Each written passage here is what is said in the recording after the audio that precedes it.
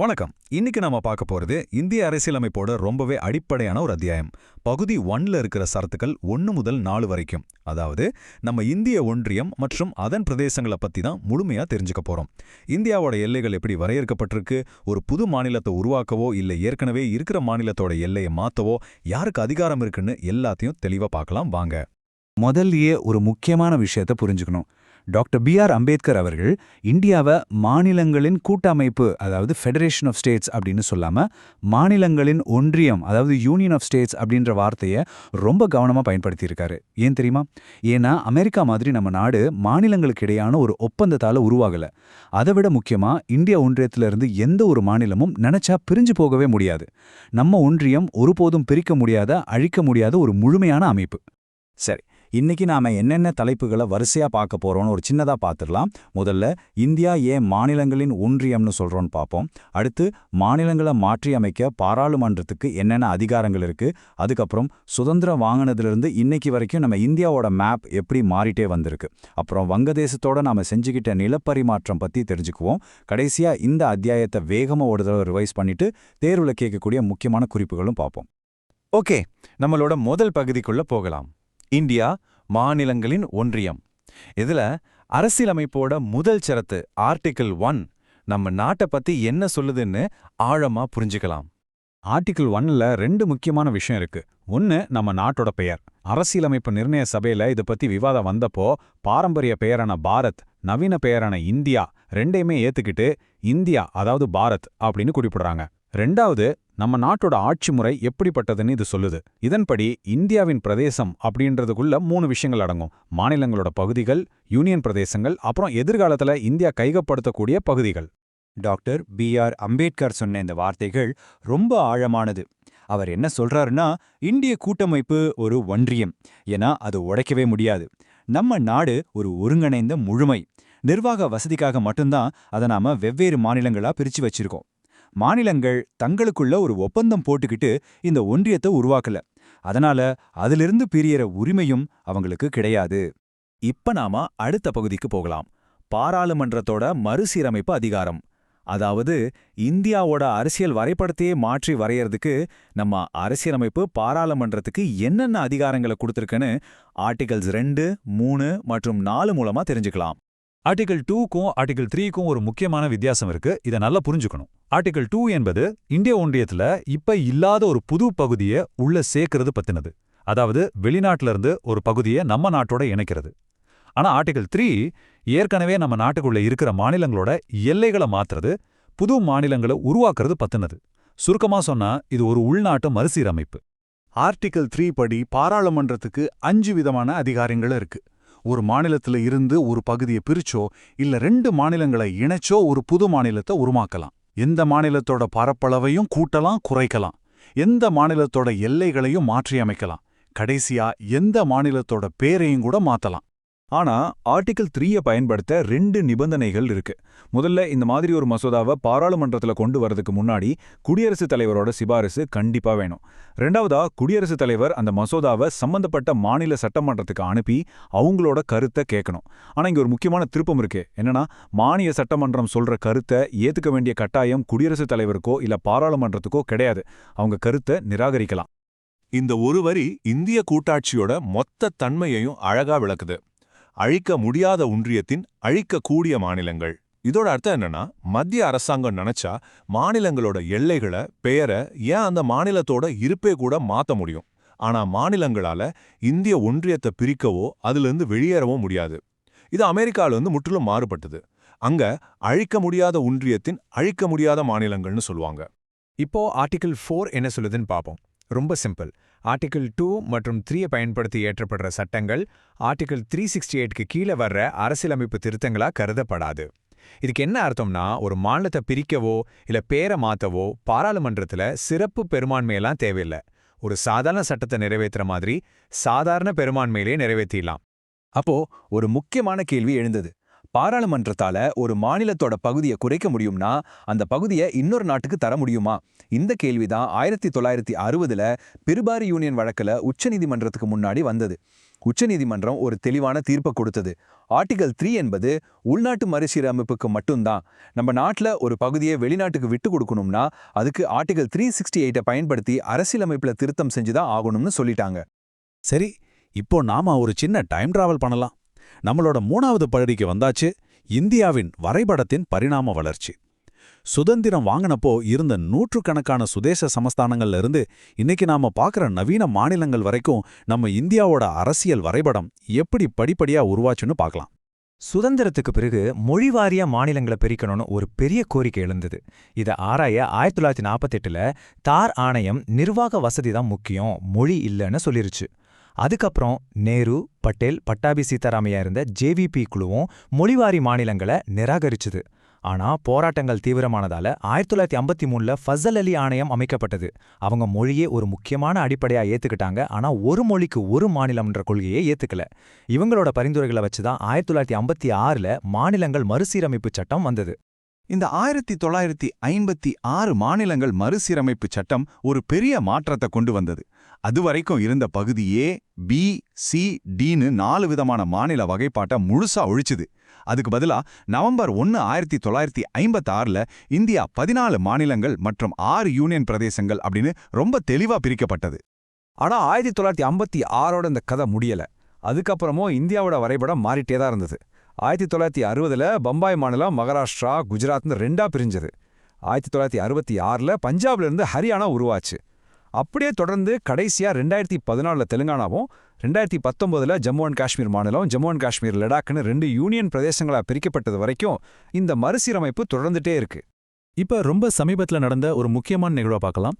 நம்மளோட 4வது பகுதி வங்கதேசத்துடனான நிலப்பரிமாற்றம். இது 2015ஆம் ஆண்டு கொண்டுவரப்பட்ட 100வது அரசியலமைப்பு திருத்தச் சட்டம் மூலமா நடந்தது. இந்தியாவுக்கும் வங்கதேசத்துக்கும் நடுவுல பல வருஷமா ஒரு எல்லை பிரச்சனை இருந்துட்டே இருந்தது. அதாவது சில இந்திய கிராமங்கள் வங்கதேசத்துக்குள்ளேயும் சில வங்கதேச கிராமங்கள் இந்தியாக்குள்ளேயும் சிக்கியிருந்தது.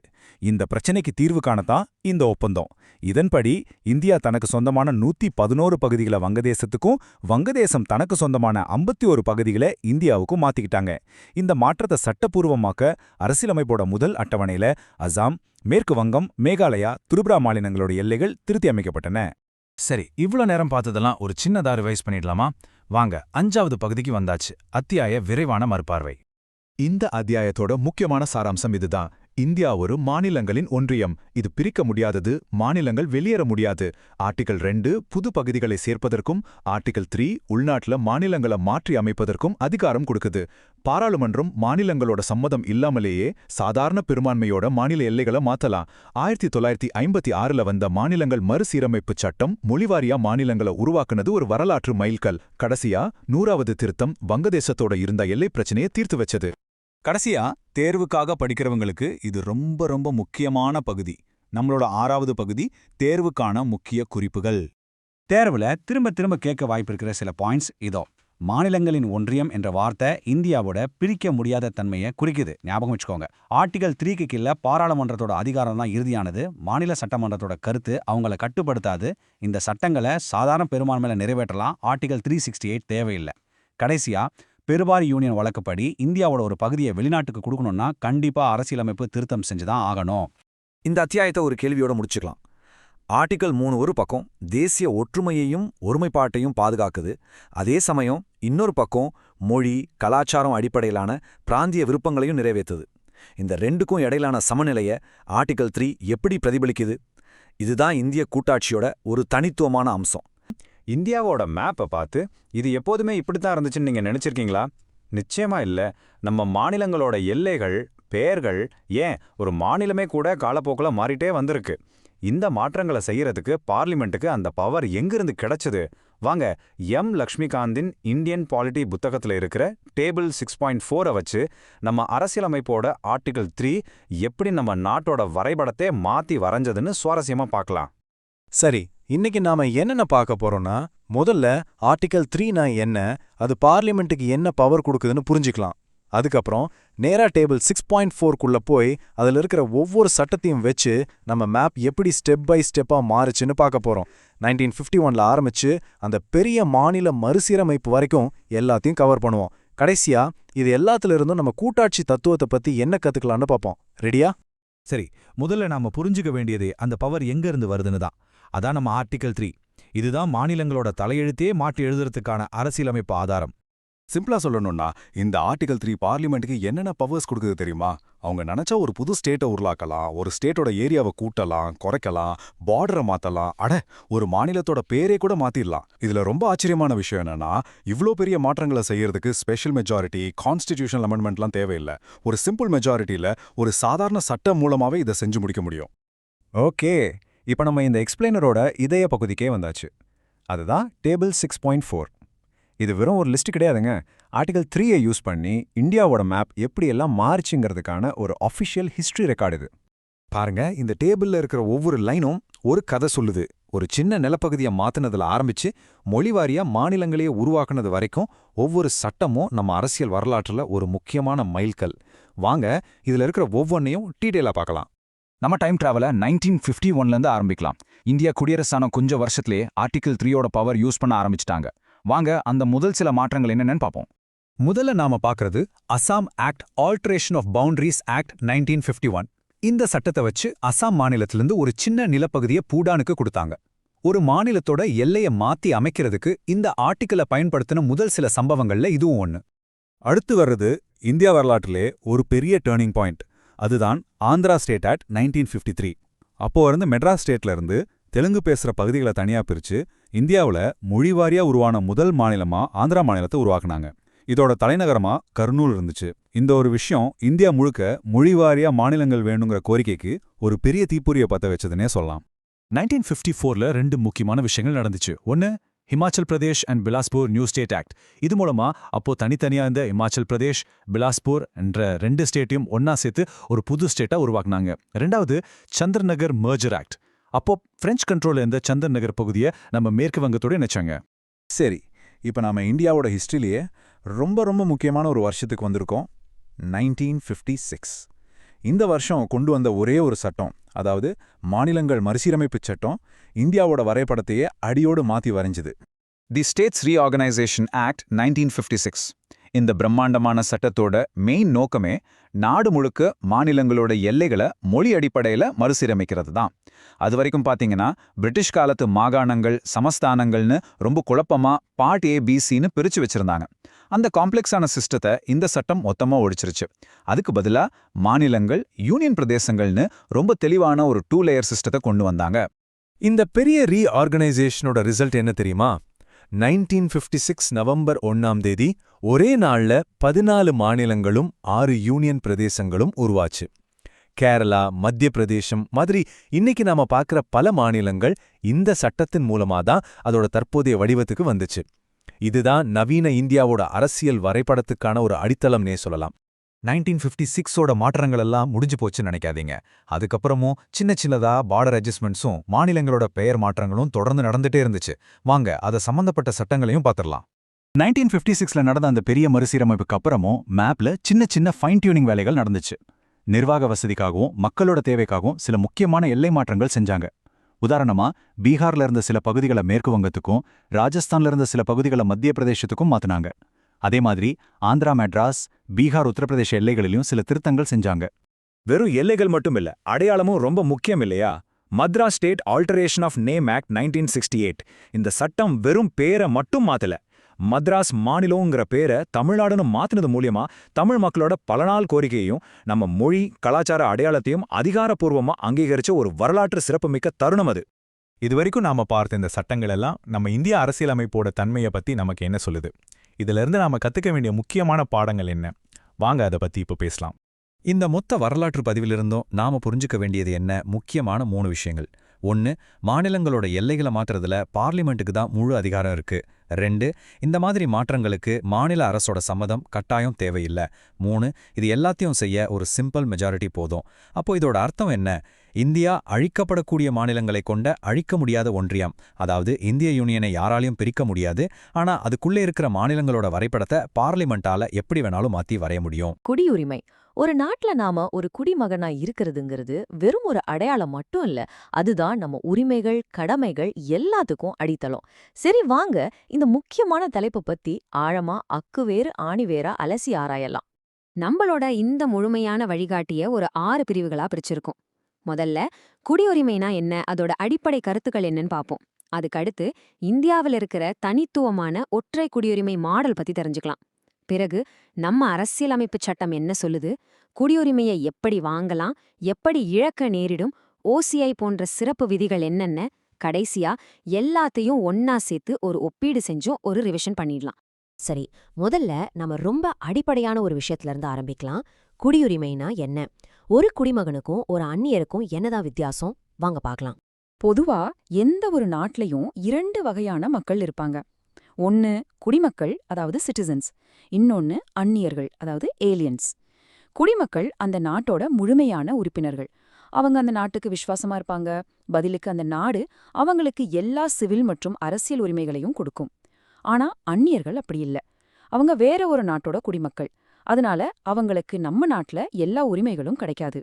இதுல கூட நட்பு நாட்டு அந்நியர், ஃப்ரெண்ட்லி ஏலியன்ஸ்னும், பகை நாட்டு அந்நியர், எனிமி ஏலியன்ஸ்னும் 2 வகை இருக்கு. உதாரணத்துக்கு நம்ம அரசியலமைப்புல இருக்கிற பிரிவு 22, அதாவது கைது மற்றும் காவலுக்கு எதிரான பாதுகாப்பு, பகை நாட்டு அந்நியர்களுக்கு கிடையாது. அப்போ இந்திய குடிமக்களுக்கு மட்டும் கிடைக்கிற அந்த ஸ்பெஷல் உரிமைகள் என்னென்ன? நம்ம அரசியலமைப்பு சட்டம் சில உரிமைகளை இந்தியர்களுக்கு மட்டுமே கொடுத்திருக்கு. பிரிவு 15 படி மதம், இனம், சாதி அடிப்படையில பாகுபாடு காட்ட முடியாது.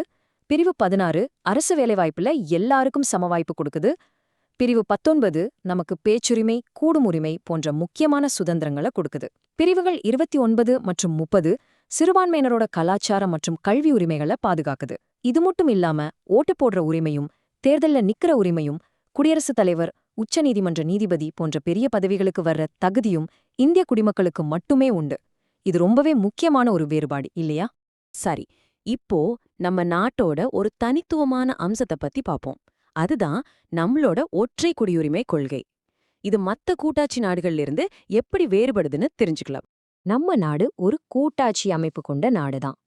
ஆனாலும் இங்க நமக்கு ஒற்றை குடியுரிமை மட்டும்தான். அதாவது நாம எல்லாரும் இந்திய குடிமகன், அவ்வளவுதான். தமிழ்நாட்டு குடிமகன், கேரளா குடிமகன்னு தனி எதுவும் கிடையாது. ஆனா நீங்க அமெரிக்காவுக்கோ ஆஸ்திரேலியாவுக்கோ போனீங்கன்னா அங்க இரட்டை குடியுரிமை முறை இருக்கும். அங்க ஒருத்தர் அமெரிக்க குடிமகனாகவும் இருப்பாரு, அவர் எந்த மாகாணத்துல இருக்காரோ, உதாரணத்துக்கு கலிபோர்னியா, அதோட குடிமகனாகவும் இருப்பாரு. இதனால மாகாணங்கள் தங்களோட குடிமக்களுக்கு மட்டும் சில சிறப்பு சலுகைகளை கொடுத்து பாகுபாடு காட்ட வாய்ப்பிருக்கு. இந்த மாதிரி பிரச்சனைகள் வரக்கூடாது, நாடு முழுக்க ஒற்றுமை இருக்கணும் தான் நம்ம முன்னோர்கள் ஒற்றை குடியுரிமை முறையை கொண்டு வந்தாங்க. எல்லா விதிக்கும் ஒரு விதிவிலக்கு இருக்கும் இல்லையா? அதே மாதிரி இந்த ஒற்றை குடியுரிமை கொள்கையிலையும் சில விதிவிலக்குகள் இருக்கு. 1, நாடாளுமன்றம் தேவைப்பட்டா சில குறிப்பிட்ட அரசு பணிகளுக்கு அந்தந்த மாநிலத்துல வசிக்கிறவங்களுக்கு முன்னுரிமை கொடுக்கற மாதிரி சட்டம் இயற்றலாம். 2, மாநில அரசுகள் தங்க மாநிலத்துல வசிக்கிறவங்களுக்கு உதாரணத்துக்கு கல்வி கட்டணத்துல சலுகை கொடுக்கலாம். 3, பழங்குடி மக்களோட தனித்துவமான கலாச்சாரத்தை பாதுகாக்க அவங்க வாழ்ற பகுதிகளுக்குள்ள மத்தவங்க போறதுக்கு சில கட்டுப்பாடுகள் விதிக்கலாம். 4வதா 2019 நீக்கப்படுறதுக்கு முன்னாடி வரைக்கும் ஜம்மு அண்ட் காஷ்மீருக்கு 35A சட்டப்பிரிவின் கீழ சில சிறப்பு அந்தஸ்துகள் கொடுக்கப்பட்டிருந்தது. சரி, இப்போ நாம இந்திய குடியுரிமையோட ஆணிவேருக்கே போவோம். அதாவது நம்ம அரசியலமைப்பு சட்டத்துல பிரிவு 5லிருந்து 11 வரைக்கும் என்ன சொல்லிருக்காங்கன்னு விரிவாக பார்ப்போம். இங்க ஒரு முக்கியமான விஷயத்த நம்ம நல்லா புரிஞ்சுக்கணும். நம்ம அரசியலமைப்பு சட்டம் குடியுரிமை பத்தி ஒரு நிரந்தரமான, எல்லாத்தையும் உள்ளடக்கின ஒரு சட்டத்தை நமக்கு தரல. அதுக்கு பதிலா நம்ம நாடு குடியரசான அந்த நாள், அதாவது ஜான்வரி 26, 1950 யார் யாரெல்லாம் இந்திய குடிமக்கள் அப்படின்னு மட்டும்தான் வரையறுக்குது. அதுக்கப்புறம் குடியுரிமை சம்பந்தமா எந்த சட்டம் இயற்றதா இருந்தாலும் அந்த முழு அதிகாரத்தையும் நம்ம நாடாளுமன்றத்துக்கிட்ட அது ஒப்படைச்சிடுச்சு. அரசியலமைப்பு ஒரு அடித்தளம் போட்டு கொடுத்துருச்சு. அதுக்கு மேல கட்டடம் கட்டினது யாரு? நம்ம நாடாளுமன்றம் தான். அவங்க இயற்றின 1955 குடியுரிமை சட்டத்தை பத்தி தான் நாம இப்ப விரிவாக பார்க்க போறோம். இன்னைக்கு குடியுரிமை சம்பந்தப்பட்ட எல்லா விஷயங்களையும் நிர்வகிக்கிறது இந்த சட்டம் தான். இந்த 1955 சட்டத்தின்படி ஒருத்தர் இந்திய குடிமகன் ஆகணும்னா அதுக்கு மொத்தம் 5 வழிகள் இருக்கு. 1 பிறப்பால், 2 வம்சாவளியால், 3 பதிவு செய்வதன் மூலம், 4 இயல்பூட்டுதல் மூலம், 5ஆவதா ஒரு புது பகுதியை இந்தியாவோட இணைக்கும் போது அங்க இருக்கிற மக்களுக்கு குடியுரிமை கொடுக்கறது. இப்போ இது ஒவ்வொன்றையும் கொஞ்சம் ஆழமா பார்க்கலாம். ஒவ்வொரு வழிமுறைக்கும் சில முக்கியமான நிபந்தனைகள் இருக்கு. உதாரணத்துக்கு, பிறப்பால் குடியுரிமை வாங்குறதுல சட்டவிரோத குடியேற்றங்களை தடுக்க 1987லயும் 2004லயும் சட்டத்தை கொஞ்சம் கடுமையாக்குனாங்க. அதாவது, குழந்தை பிறக்கும்போது பெற்றோர்கள்ல 2 பேருமே இந்தியரா இருக்கணும், அல்லது ஒருத்தர் இந்தியராகவும் இன்னொருத்தர் சட்டவிரோதமா குடியேறினவராகவும் இல்லாமலும் இருக்கணும்னு நிபந்தனை கொண்டு வந்தாங்க. அதே போல வம்சாவளி முறையில தாயின் குடியுரிமைக்கும் சம மதிப்பு கொடுக்கும் வகையில 1992 மற்றும் 2004ல மாற்றங்கள் செஞ்சாங்க. பதிவு மூலம் குடியுரிமை வாங்க இந்திய வம்சாவளியினர் குறைஞ்சது 7 வருஷம் இந்தியால தங்கியிருக்கணும். இயல்பூட்டுதல் மூலமா குடியுரிமை வாங்கணும்னா 11 வருஷம் தங்கியிருக்கணும். ஆனா 2019 குடியுரிமை திருத்தச் சட்டத்துல சில குறிப்பிட்ட அண்டை நாடுகள்ல இருந்து வந்த சிறுபான்மையினருக்கு இந்த காலக்கெடுவை 5 வருஷமா குறைச்சிருக்காங்க. குடியுரிமை வாங்குறதுக்கு வழிகள் இருந்தா அதை இழக்கிறதுக்கும் வழிகள் இருக்கும் இல்லையா? அதே 1955 சட்டத்தின்படி குடியுரிமையை இழக்கிறதுக்கு 3 வழிகள் இருக்கு. அது என்னென்னா துரத்தல், முடிவுக்கு வருதல் மற்றும் பறித்தல். இந்த 3க்கும் என்ன வித்தியாசம்னு தெளிவா புரிஞ்சுக்கலாம். துரத்தல், அதாவது ரெனவுன்சியேஷன்னா ஒருத்தர் சுய விருப்பத்தோட எனக்கு இந்திய குடியுரிமை வேணான்னு சொல்றது. முடிவுக்கு வருதல், அதாவது டெர்மினேஷன்னா ஒரு இந்தியர் தானா போய் வேறொரு நாட்டோட குடியுரிமையை வாங்கிட்டா அவரோட இந்திய குடியுரிமை ஆட்டோமேட்டிக்கா கேன்சல் ஆயிடும். கடைசியா பறித்தல், அதாவது டிப்ரவேஷன். இது என்னன்னா ஒருத்தர் தப்பான வழியில, அதாவது மோசடி செஞ்சு குடியுரிமை வாங்கியிருந்தாலோ அல்லது நாட்டுக்கு எதிராக விசுவாசம் இல்லாம நடந்துகிட்டாலோ நம்ம மத்திய அரசாங்கம் அவரோட குடியுரிமையை கட்டாயமா பறிச்சிடும். சட்டம் ஒரே மாதிரி இருக்காது, காலத்துக்கு ஏத்த மாதிரி மாறும். அப்படி நம்ம குடியுரிமை சட்டத்துல வந்த முக்கியமான மாற்றங்களையும் உலகம் முழுக்க பரவி வாழ்ற இந்திய வம்சாவளியினருக்காக கொண்டு வரப்பட்ட OCI, அதாவது வெளிநாடு வாழ் இந்திய குடிமகன் முறையையும் பத்தி இப்ப நாம பார்க்கலாம். இந்த டைம்லைனை பாருங்க, நம்ம சட்டம் எப்படியெல்லாம் மாறி வந்திருக்குன்னு ஒரு தெளிவான சித்திரம் கிடைக்கும். 1985ல அஸ்ஸாம் ஒப்பந்தத்துக்காக ஒரு திருத்தம், அப்புறம் 2003ல வெளிநாடு வாழ் இந்தியர்களுக்காக OCI கொண்டு வந்தாங்க. அப்புறம் அதோட எல்லைய 2005ல விரிவுபடுத்தினாங்க. 2015ல PIO OCIன்னு 2 திட்டத்தையும் ஒன்னா இணைச்சாங்க.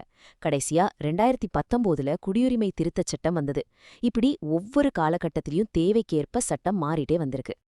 இந்த சிறப்பு விதிகளை கொஞ்சம் விளக்கமா பார்க்கலாம். 1985ல வந்த அசாம் ஒப்பந்தம் வங்காளதேசத்திலிருந்து அசாம்க்கு குடியேறினவங்களுக்கு குடியுரிமை கொடுக்க 1966 மற்றும் 1971ங்கிற 2 தேதிகளை கட் ஆஃப் தேதிகளா வச்சது. அதே மாதிரி 2019ல வந்த குடியுரிமை திருத்தச் சட்டம், அதாவது CAA என்ன சொல்லுதுன்னா, பாகிஸ்தான், வங்காளதேசம், ஆப்கானிஸ்தான்ல டிசம்பர் 31, 2014க்கு முன்னாடி இந்தியாவுக்குள்ள வந்த சில குறிப்பிட்ட மத சமுதாயத்தை சேர்ந்தவங்களுக்கு குடியுரிமைக்கான தகுதியை வழங்குது. ஆனா இந்த சட்டம் அரசியலமைப்போட 6வது அட்டவணையில இருக்கிற பழங்குடியினர் பகுதிகளுக்கும் உள்நாட்டு அனுமதிச்சீட்டு, அதாவது இன்னர்லைன் பெர்மிட் இருக்கிற பகுதிகளுக்கும் பொருந்தாது. இப்போ OCI பத்தி பார்க்கலாம். முதல்ல ஒரு விஷயத்த தெளிவா புரிஞ்சுக்கணும். OCIங்கிறது இரட்டை குடியுரிமை கிடையவே கிடையாது. இது 2015ல PIO OCI திட்டங்களை ஒன்னா இணைச்சதுக்கு அப்புறம் வந்த ஒரு சிறப்பு அந்தஸ்து. இது இருந்தா வாழ்நாள் முழுக்க விசா இல்லாம இந்தியாவுக்கு எத்தனை முறை வேணும்னாலும் வந்துட்டு போகலாம். சில பொருளாதார கல்வி சலுகைகளும் கிடைக்கும். ஆனா ரொம்ப முக்கியமா OCI கார்டு வச்சிருக்கிறவங்கனால ஓட்டு போட முடியாது, அரசு பதவிகள்ல இருக்க முடியாது, விவசாய நிலங்கள்ல வாங்க முடியாது. இந்த வேறுபாட்டை நல்லா ஞாபகம் வச்சுக்கணும். சரி, இவ்ளோ தூரம் பார்த்துட்டோம். எல்லாத்தையும் ஒன்னா சேர்த்து ஒரு ஒப்பீடு பண்ணி ஒரு தடவை ரிவிஷன் பண்ணிட்டா மனசுல நல்லா பதிஞ்சிடும். வாங்க அதையும் செஞ்சிடலாம். இந்த டேபிள் ரொம்ப முக்கியம். இது NRI, PIO, OCIக்கு நடுவுல இருக்கிற வித்தியாசங்களை ரொம்ப தெளிவா சொல்லுது. வாங்க வரிசையா பார்க்கலாம். முதல்ல ஹூ அப்படிங்கிற வரிசைய பாருங்க. NRIங்கிறவர் ஒரு இந்திய குடிமகன், ஆனா வெளிநாட்டுல வசிக்கிறார். OCI கார்டு ஹோல்டரும் வெளிநாட்டு குடியுரிமை கொண்ட ஒரு இந்திய வம்சாவளியினர். அடுத்து பெனிஃபிட்ஸ், அதாவது பலன்கள் பகுதியை பார்க்கலாம். ஒரு NRIக்கு இந்திய குடிமகனுக்குரிய எல்லா உரிமைகளும் உண்டு. ஆனா OCI கார்டு வச்சிருக்கவங்களுக்கு பல சலுகைகள் இருந்தாலும் வாக்குரிமை மாதிரி அரசியல் உரிமைகள் கிடையாது. கடைசியா பாத் டு இந்தியன் சிட்டிசன்ஷிப், அதாவது இந்திய குடியுரிமை பெறும் வழியை பாருங்க. NRI ஏற்கனவே இந்திய குடிமகன். OCI கார்டு ஹோல்டர் 5 வருஷம் அந்த ஸ்டேட்டஸ்ல இருந்துட்டு 1 வருஷம் இந்தியால தங்கியிருந்தா இந்திய குடியுரிமைக்கு விண்ணப்பிக்கலாம். இப்படி ஒவ்வொரு வரியும் ஒப்பிட்டு பார்த்தா இந்த 3 கேட்டகரிக்கும் உள்ள வித்தியாசம் பளிச்சுன்னு புரியும். திரும்ப ஒரு தடவை நம்ம அரசியலமைப்போட அஸ்திவாரத்துக்கே போயிட்டு வருவோம். ஒரு குட்டி ரிவிஷன் மாதிரி. இந்த டேபிள்ல பாருங்க, பிரிவு 5 அரசியலமைப்பு ஆரம்பிச்சப்போ யார் யார் குடிமக்கள்னு சொல்லுது. பிரிவு 6 பாகிஸ்தான்ல இருந்து இந்தியாவுக்கு வந்தவங்கள பத்தி பேசுது. பிரிவு 7 இங்க இருந்து பாகிஸ்தானுக்கு போயிட்டு திரும்ப வந்தவங்கள பத்தி பேசுது. பிரிவு 8 வெளிநாட்டுல வசிக்கிற இந்திய வம்சாவழியினருக்கானது. பிரிவு 9 ரொம்ப முக்கியம். அது என்ன சொல்லுதுன்னா, ஒருத்தர் தானா போய் வெளிநாட்டு குடியுரிமைய வாங்கிட்டா இந்திய குடியுரிமைய இழந்துடுவார்னு சொல்லுது. பிரிவு 10 குடியுரிமை உரிமைகளின் தொடர்ச்சிய உறுதி செய்து. கடைசியா பிரிவு 11 குடியுரிமை சம்பந்தமா சட்டம் ஏற்ற முழு அதிகாரமும் நாடாளுமன்றத்துக்கு தானு அடிச்சு சொல்லுது. அப்போ இந்த முழு அத்தியாயத்தோட சாராம்சம் என்னன்னு கேட்டா இந்த 4 பாயிண்ட்ஸ் தான். 1, நம்ம நாட்டுல ஒற்றுமைக்காக ஒற்றை குடியுரிமை இருக்கு.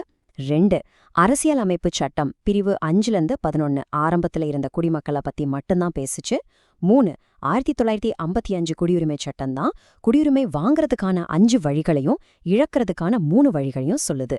4, ஓசிஐங்கிறது இரட்டை குடியுரிமை கிடையாது, அது ஒரு சிறப்பு அந்தஸ்து மட்டும்தான். தேர்வுக்கு படிக்கிறீங்களா? அப்போ கண்டிப்பா இந்த விஷயங்கள்ல ரொம்ப கவனமா இருங்க. முக்கியமான சட்டப்பிரிவுகள் 5-11 வரைக்கும். முக்கியமான சட்டம் 1955 குடியுரிமை சட்டம், அதோட திருத்தங்கள் செஞ்ச வருஷங்கள். குடியுரிமை வாங்குற 5 வழிகள், இழக்கிற 3 வழிகள். கடைசியா ஓசிஐ கார்டு வச்சிருக்கவங்களுக்கு என்னென்ன உரிமைகள் கிடையாதுங்கிறத தெளிவா தெரிஞ்சு வச்சுக்கோங்க. இதெல்லாம் தேர்வுல அடிக்கடி கேட்கப்படுற பகுதிகள். வணக்கம். இன்னைக்கு நாம இந்திய அரசியலமைப்போட மிக மிக முக்கியமான ஒரு பகுதியை பார்க்க போறோம். சொல்லப்போனா இதுதான் நம்ம அரசியலமைப்போட இதயமே. அதுதான் அடிப்படை உரிமைகள். இது ஏதோ புத்தகத்துல இருக்கிற வெறும் சட்ட விதிகள் மட்டும் கிடையாதுங்க. இதுதான் இந்திய ஜனநாயகத்தோட அஸ்திவாரம். நம்ம அரசியலமைப்பு நமக்கு கொடுத்திருக்கிற மிகப்பெரிய கேரண்டி இதுதான். வாங்க இதுக்குள்ள என்ன இருக்குன்னு ஆழமா பார்க்கலாம். நாம ஆரம்பிக்கிறதுக்கு முன்னாடி ஒரு நிமிஷம் யோசிச்சு பாருங்களேன். எந்த அரசாங்கம் ஆட்சிக்கு வந்தாலும் உங்ககிட்ட இருந்து யாராலுமே பறிக்க முடியாத சில உரிமைகள் இருக்குன்னு சொன்னா நம்புவீங்களா? அப்படிப்பட்ட உரிமைகள் என்னவா இருக்கும்? இந்த கேள்விக்கான பதில்தான் அடிப்படை உரிமைகளோட மொத்த சாராம்சமே. இது வெறும் கேள்வி இல்ல, நம்ம ஒவ்வொருத்தரோட சுதந்திரத்தோட ஆணிவேர். நம்ம அரசியலமைப்போட 3வது பகுதியே இந்தியாவின் மகா சாசனம் அப்படின்னு சொல்வாங்க. ஏன் அப்படி ஒரு பெரிய பேரு? ஏன்னா பல நூற்றாண்டுகளுக்கு முன்னாடி 1215ல இங்கிலாந்துல ஒரு மன்னரோட அதிகாரத்துக்கு ஒரு கடிவாளம் போட்டு முதலா மக்களுக்கு சில உரிமைகளை கொடுத்த ஒரு வரலாற்று ஆவணம் தான் மகா சாசனம். அதே மாதிரிதான் இந்தியாவுல அரசாங்கத்தோட அதிகாரத்துக்கு ஒரு எல்லையை வச்சு மக்களோட உரிமைகளை பாதுகாக்கிற ஒரு பெரிய சாசனமா நம்ம அடிப்படை உரிமைகள் இருக்கு. சொல்லப்போனா இந்த ஐடியாக்கு ஒரு பெரிய இன்ஸ்பிரேஷன் அமெரிக்காவோட பில் ஆஃப் ரைட்ஸ் தாங்க. சரி, அப்போ இந்த அடிப்படை உரிமைகள்னா என்ன? ஆர்டிகிள் 12லேருந்து 35 வரைக்கும் இதை பத்தி தான் சொல்லியிருக்காங்க. இது ஏன் அடிப்படை உரிமைன்னு சொல்லப்படுதுன்னா, இது நம்ம நாட்டிலே உச்சபட்ச சட்டமான அரசியல் அமைப்பாலேயே நமக்கு நேரடியாக கொடுக்கப்படுது.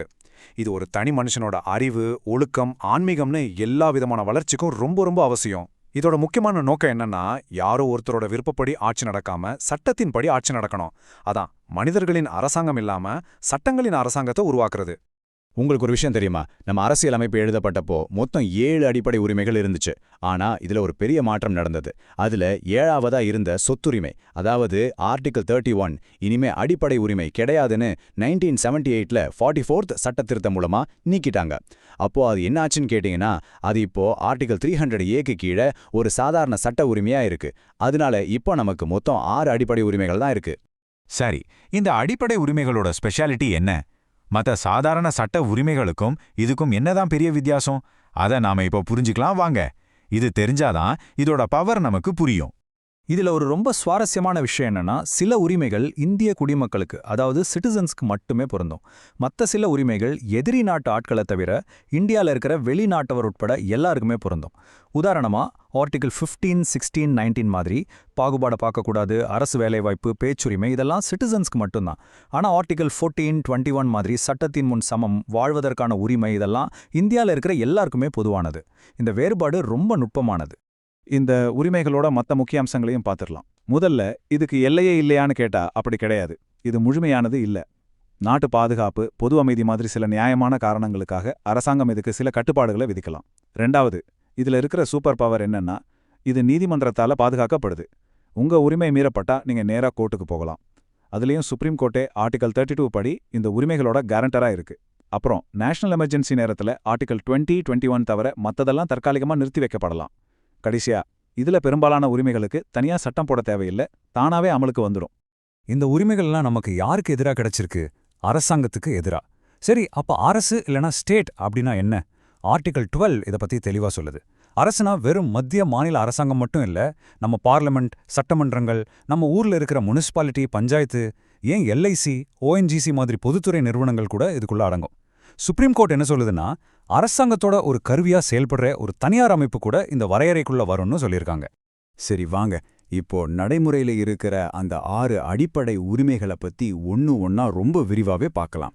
இது நம்ம அரசியல் அமைப்பு நமக்கு கொடுத்திருக்கிற முக்கியமான கேரண்டிஸ், நம்ம சுதந்திரத்தோட கவசம்னு கூட சொல்லலாம். இந்த 6 உரிமைகளையும் நம்ம சுதந்திரத்தோட 6 தூண்கள்னு சொல்லலாம். என்னென்னு பார்க்கலாமா? 1. சமத்துவத்துக்கான உரிமை. 2. சுதந்திரத்துக்கான உரிமை. 3. சுரண்டலுக்கு எதிரான உரிமை. 4. மத சுதந்திரத்துக்கான உரிமை. 5. கலாச்சார மற்றும் கல்வி உரிமைகள். கடைசியா 6வதா, இது எல்லாத்துக்கும் ஒரு பாதுகாப்பு அரணா இருக்கிற அரசியலமைப்பு பரிகாரங்களுக்கான உரிமை. இப்ப இது ஒவ்வொன்றுக்குள்ளேயும் என்ன இருக்குன்னு பார்க்கலாம் வாங்க.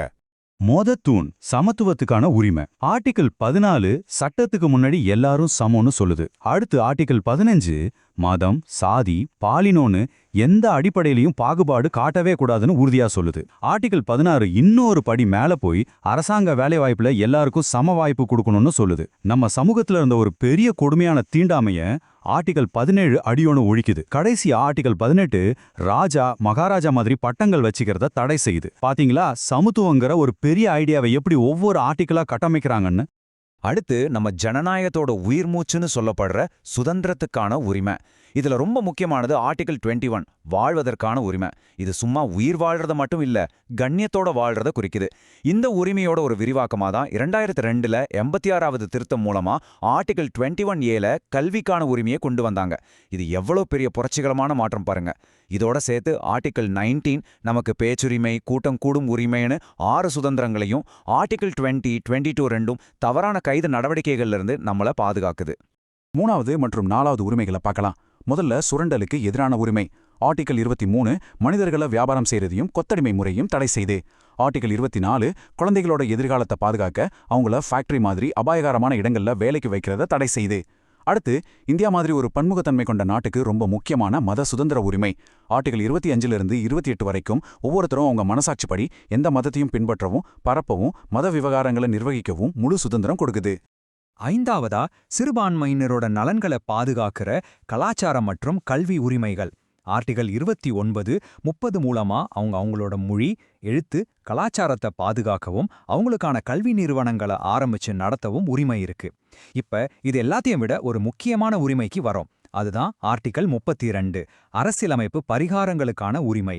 டாக்டர் அம்பேத்கரே இத அரசியலமைப்பின் இதயமும் ஆன்மாவும்னு சொன்னார். ஏன்னா இந்த ஒரு உரிமை மட்டும் இல்லைன்னா மத்த எல்லா உரிமைகளும் வெறும் காகிதத்துல மட்டும்தான் இருக்கும். இதுதான் உங்க உரிமை மீறப்பட்டா நேரா சுப்ரீம் கோர்ட்டுக்கே போறதுக்கான சக்தியை உங்களுக்கு கொடுக்குது. நம்ம முன்னாடியே சொன்ன மாதிரி இந்த உரிமைகளுக்கு எந்த எல்லையுமே இல்லையான்னு கேட்டா அப்படி கிடையாது. இதுக்கு சில வரம்புகள், சில விதிவிலக்குகள் இருக்கு. அது என்னென்ன, எங்கெல்லாம் இந்த உரிமைகளுக்கு லிமிடேஷன்ஸ் வருதுன்னு இப்ப பார்க்கலாம். இது கொஞ்சம் சிக்கலான பகுதி, ஆனா ரொம்ப முக்கியமானது. நம்ம அடிப்படை உரிமைகளுக்கு சில சக்தி வாய்ந்த விதிவிலக்குகள் இருக்கு. அதுதான் ஆர்டிகிள் 31A, 31B மற்றும் 31C. இது எதுக்குன்னா, அரசாங்கம் நில சீர்திருத்தம் மாதிரி சில சமூக நலத்திட்டங்களை கொண்டு வரும்போது சிலர் அடிப்படை உரிமைகளை காரணம் காட்டி அதை தடுக்கக்கூடாதுங்கிறதுக்காக தான். உதாரணமா ஆர்டிகிள் 31B படி ஒரு சட்டத்தை 9வது அட்டவணையில சேர்த்துட்டா அதை கோர்ட்ல கேள்வி கேட்கறது ரொம்ப கஷ்டமாயிடும். ஆர்டிகிள் 31C அரசாங்கத்தோட வழிகாட்டு நெறிமுறைகளை அமல்படுத்துற சட்டங்களுக்கு பாதுகாப்பு கொடுக்குது. இந்த ஆர்டிகிள் 31C விஷயத்துல நம்ம பார்லிமெண்ட்டுக்கும் சுப்ரீம் கோர்ட்டுக்கும் நடுவுல ஒரு பெரிய போராட்டமே நடந்துச்சு. தனிமனித உரிமை பெருசா இல்ல சமூகத்தோட ஒட்டுமொத்த நலன் பெருசாங்கிற கேள்விதான் அது. 1973ல நடந்த வரலாற்று சிறப்புமிக்க கேசவானந்த பாரதி வழக்குல சுப்ரீம் கோர்ட் அரசியலமைப்பின் அடிப்படை கட்டமைப்பை யாராலும் மாற்ற முடியாதுன்னு ஒரு தீர்ப்பு கொடுத்து நீதிமன்றம் மறு ஆய்வு அதிகாரத்தை பாதுகாத்துச்சு. அதுக்கப்புறம் 1980ல மினர்வா மில்ஸ் வழக்குல அடிப்படை உரிமைகளுக்கும் அரசின் வழிகாட்டு நெறிமுறைகளுக்கும் நடுவுல ஒரு பேலன்ஸ் ரொம்ப முக்கியம்னு சொல்லி தனிமனித சுதந்திரத்தோட முக்கியத்துவத்தை மறுபடியும் நிலைநாட்டுச்சு. எந்த ஒரு விஷயத்துக்கும் பிளஸ் மைனஸ் 2 இருக்கும் இல்லையா? அதே மாதிரிதான் நம்ம அடிப்படை உரிமைகள் மேலேயும் சில விமர்சனங்கள் இருக்கு. அதே நேரத்துல அதோட முக்கியத்துவம் அளவிட முடியாதது. வாங்க இப்போ 2 பக்கத்தையும் ஒரு சமநிலையோட அலசி பார்க்கலாம். சரி, முதல்ல விமர்சகர்கள் என்ன சொல்றாங்கன்னு பாப்போம். அவங்க வைக்கிற முதல் பாயிண்ட், இதுல ஏகப்பட்ட கட்டுப்பாடுகளும் விதிவிலக்குகளும் இருக்கு, அதனால இது பேரளவுக்கு தான் இருக்குன்னு சொல்றாங்க. ரெண்டாவதா, பேசுறதுக்கு உரிமை இருக்கு, ஆனா வேலை கிடைக்கிறதுக்கு உரிமை மாதிரி சமூக பொருளாதார உரிமைகள் இதுல நேரடியா இல்லையேன்னு கேக்குறாங்க. இது தவிர எமர்ஜென்சி நேரத்துல இதை நிறுத்தி வைக்க முடியுங்கிறதும், கோர்ட்டுக்கு போறது ரொம்ப செலவு பிடிச்ச விஷயமா இருக்கிறதும் முக்கிய விமர்சனங்களா இருக்கு. ஆனா இந்த விமர்சனங்கள்லாம் ஒரு பக்கம் இருந்தாலும் அடிப்படை உரிமைகளோட முக்கியத்துவம் ரொம்ப ரொம்ப பெருசுங்க. இதுதான் நம்ம ஜனநாயகத்தோட ஆணிவேறு. தனிமனித சுதந்திரத்தோட ஒரு எகுக்கு கோட்டை இது. சட்டத்தோட ஆட்சியை இதுதான் உறுதி செய்யுது. சிறுபான்மையினர் மற்றும் ஒடுக்கப்பட்ட மக்களோட நலன்களை பாதுகாக்குது. இந்தியாவோட மதச்சார்பற்ற தன்மையை வலுப்படுத்துது. சுருக்கமா சொல்லணும்னா, ஒரு மனுஷன் தன்மானத்தோட முழுமையான வளர்ச்சியோட வாழ்றதுக்கு தேவையான எல்லா சூழலையும் இதுதான் உருவாக்குது. சரி, இதுவரையும் பார்த்ததை வேகமா ஒரு தடவை நினைவுபடுத்தி பார்க்கலாம். முதல்ல ஆர்டிகல் 12 இருந்து 18 வரைக்கும் இந்த தொகுப்பு முழுக்க முழுக்க சமத்துவத்தை பத்தி தான் பேசுது. அரசுனா என்னங்கிற வரையறையில ஆரம்பிச்சு, சட்டத்துக்கு முன்னாடி எல்லாரும் சமம், எந்த பாகுபாடும் காட்டக்கூடாது, வேலைவாய்ப்புல சம வாய்ப்பு, தீண்டாமை ஒழிப்பு, பட்டங்கள் ஒழிப்புன்னு சமத்துவத்தோட ஒவ்வொரு அம்சத்தையும் இது உறுதிப்படுத்துது. அடுத்ததா ஆர்டிகல் 19 28 வரைக்கும் இந்த சரத்துக்கள் தனிமனித சுதந்திரத்தை பத்தி பேசுது. இதுல 19 22 வரைக்கும் பேச்சுரிமை, வாழ்வதற்கான உரிமை மாதிரி தனிப்பட்ட சுதந்திரங்கள் பத்தியும், 23 24 சுரண்டல்ல இருந்து நம்மள பாதுகாக்கிறத பத்தியும், 25 28 வரைக்கும் மத சுதந்திரம் பத்தியும் சொல்லுது.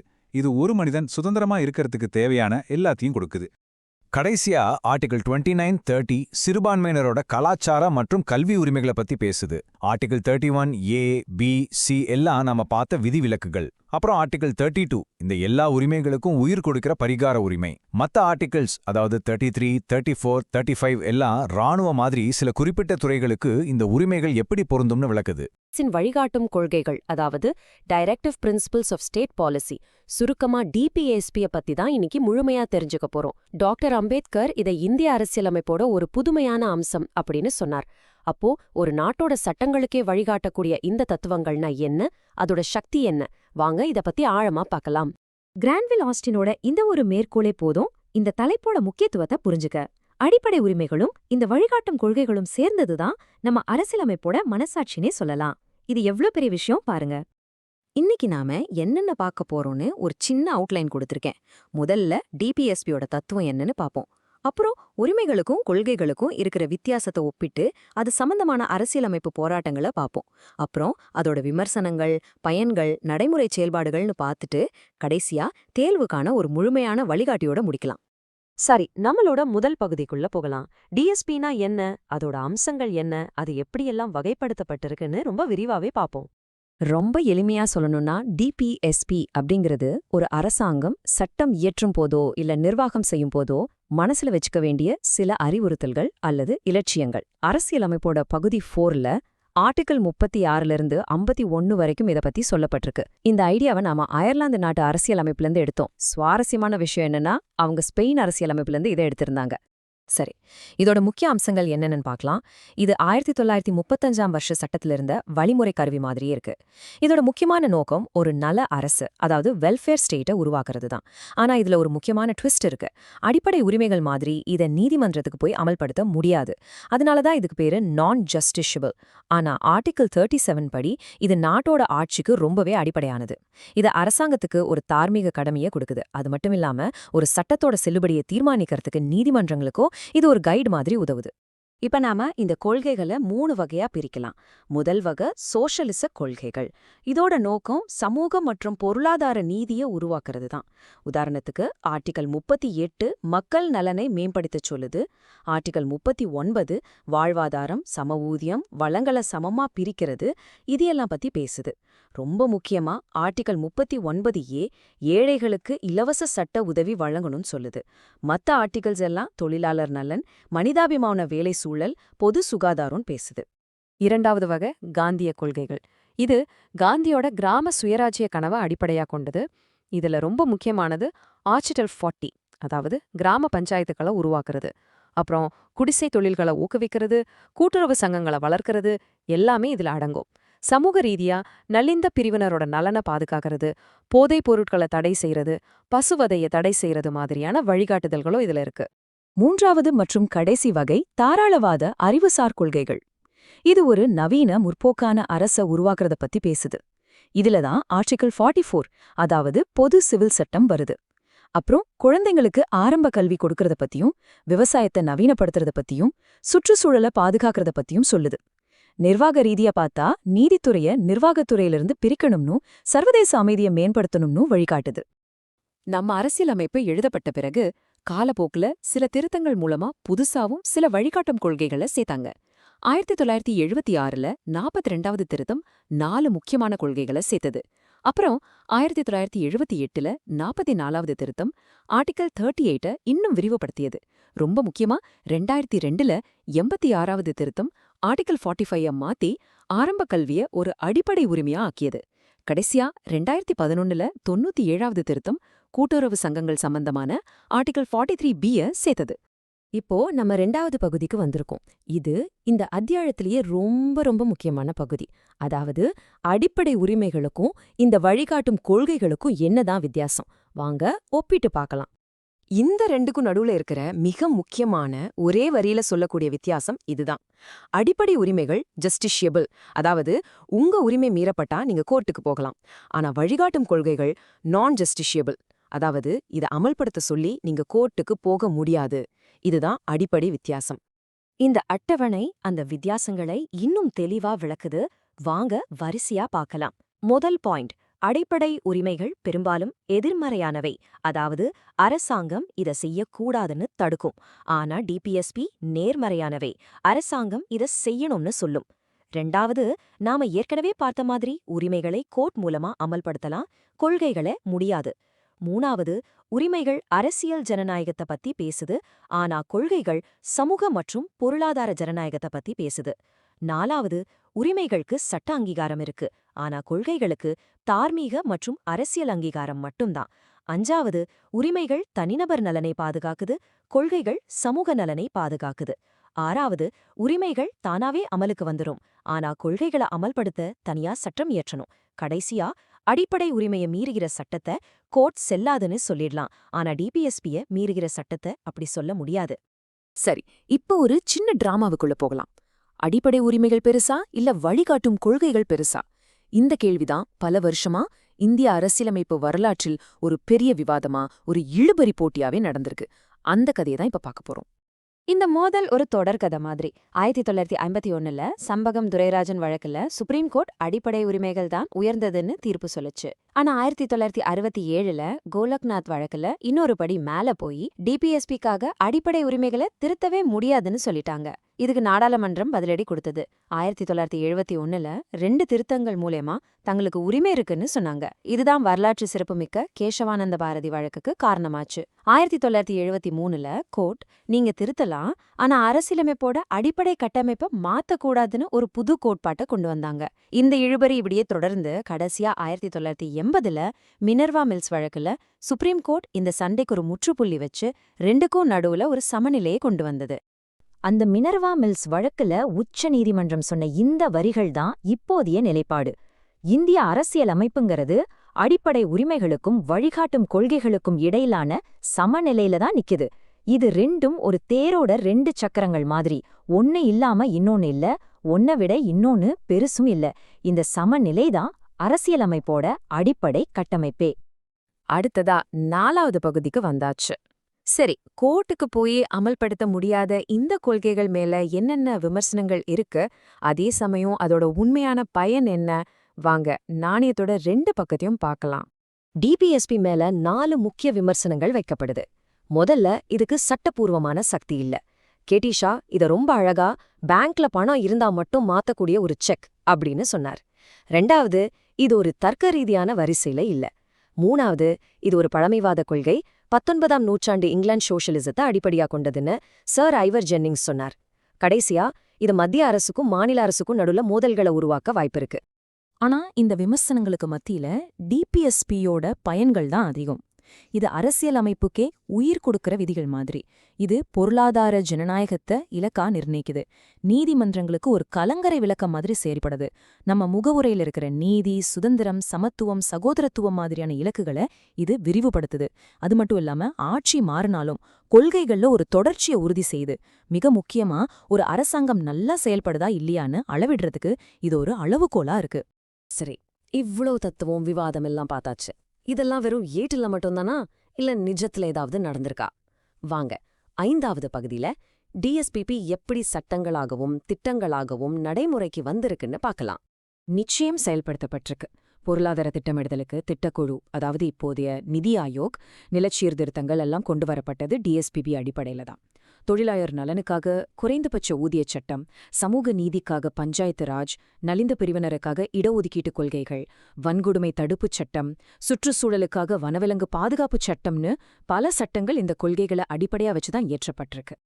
இன்னும் சில கான்கிரீட் உதாரணங்கள் சொல்லணும்னா, வங்கிகள் தேசியமயமாக்கப்பட்டது, காப்பீடு நிறுவனங்கள் தேசியமயமாக்கப்பட்டது, கிராமப்புற வளர்ச்சிக்காக காதி வாரியம் உருவாக்கப்பட்டது, நீதித்துறையை நிர்வாகத்துறையிலிருந்து பிரிச்சது, சர்வதேச அமைதிக்காக அணிச்சேரா கொள்கையை பின்பற்றினதுன்னு எல்லாமே இந்த வழிகாட்டும் கொள்கைகளோட நிஜமான பிரதிபலிப்புகள் தான். இப்போ நாம இந்த அத்தியாயத்தோட கடைசி பகுதிக்கு வந்திருக்கோம். இது ஒரு முழுமையான வழிகாட்டி. குறிப்பா தேர்வுக்காக தயாராகிறவங்களுக்கு இது ரொம்பவே உதவியா இருக்கும். இதுல எல்லா ஆர்டிகல்ஸ் மற்றும் முக்கிய தேர்வு பாயிண்ட்ஸ் பத்தியும் பார்க்கலாம். ஒரு முக்கியமான தேர்வு டிப்ஸ். எல்லா வழிகாட்டும் கொள்கைகளும் பகுதி 4ல மட்டும் இல்ல, அதுக்கு வெளியேயும் சில முக்கியமான கொள்கைகள் இருக்கு. உதாரணமா ஆர்டிகல் 335 அரசு பணிகள்ல எஸ்சி மற்றும் எஸ்டிகளோட கோரிக்கைகளை கவனிக்கச் சொல்லுது. ஆர்டிகல் 350A தாய்மொழியில கல்வி கற்பிக்கச் சொல்லுது. ஆர்டிகல் 351 ஹிந்தி மொழியோட வளர்ச்சிய ஊக்குவிக்குது. இதுவும் வழிகாட்டும் தன்மை கொண்டவைதான். இந்த அட்டவணையில ஆர்டிகல் 36லேருந்து 51 வரைக்கும் இருக்கிற எல்லா டிபிஎஸ்பி சரத்துகளும் இருக்கு. வாங்க ஒரு முறை வேகமா எல்லாத்தையும் பார்த்துடலாம். ஆர்டிகல் 36 அரசுனா என்னன்னு சொல்லுது. 37 இது எப்படி பயன்படும்னு சொல்லுது. 38 மக்கள் நலனை பத்தி பேசுது. 39 அரசு பின்பற்ற வேண்டிய சில கொள்கைகளை பத்தி சொல்லுது. 39A சம நீதி மற்றும் இலவச சட்ட உதவிய பத்தி பேசுது. 40 கிராம பஞ்சாயத்துகள். 41 வேலை கல்விக்கான உரிமை. 42 மனிதாபிமான வேலை சூழல். 43 தொழிலாளர்களுக்கு வாழ்க்கை ஊதியம். 43A நிர்வாகத்தில் தொழிலாளர் பங்களிப்பு. 43B கூட்டுறவு சங்கங்கள். 44 பொது சிவில் சட்டம். 45 குழந்தைப்பருவ பராமரிப்பு. 46 நலிந்த பிரிவினர் நலன். 47 பொது சுகாதாரம். 48 நவீன விவசாயம். 48A சுற்றுச்சூழல் பாதுகாப்பு. 49 தேசிய நினைவு சின்னங்கள் பாதுகாப்பு. 50 நீதித்துறையை நிர்வாகத்துறையிலிருந்து பிரிக்கிறது. கடைசியா 51 சர்வதேச அமைதி மற்றும் பாதுகாப்பு.